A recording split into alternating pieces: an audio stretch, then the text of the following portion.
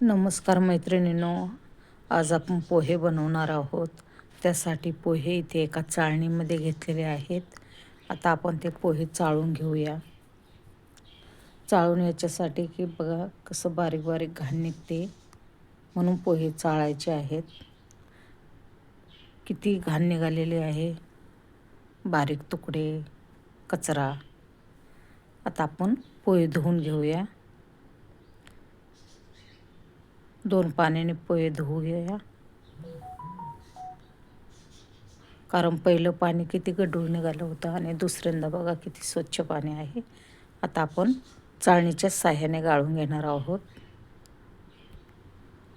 म्हणजे आपले पोहे सुटसुटीत होतील आणि मुलायम मोकळे होतील. अशा प्रकारे बघा करायचं आहे.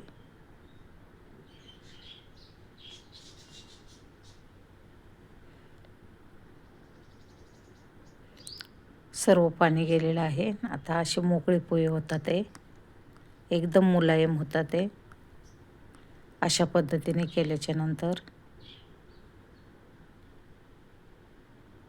बघा किती सुटसुटीत झालेले आहेत.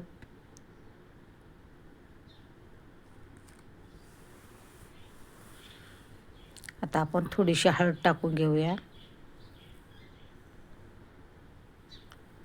आणि खालीच हळद मिक्स करूया. तुम्ही तेलामध्ये टाकू शकता हळद, पण मी पोह्यालाच खाली लावून घेते हळद आणि मीठ. चला, आता थोडीशी जिरे टाकून दिलेले आहे, थोडी मोहरी टाकून दिलेली आहे.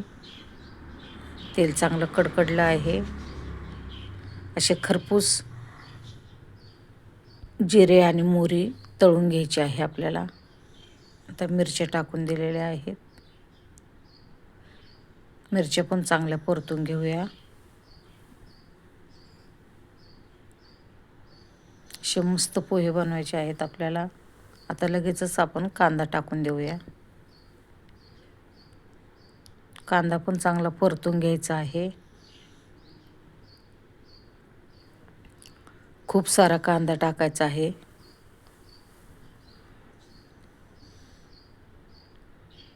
असे कांदे पोहे आपल्याला बनवायचे आहेत नाश्त्यासाठी.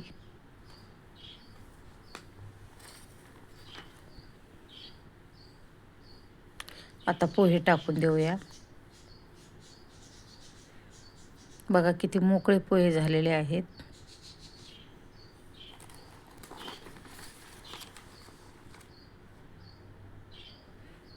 किती हलवले तरी तुटत नाहीत. झाकण ठेवून दिलेलं होतं 1 मिनिट. आता पुन्हा एकदा आपण हलवून घेत आहोत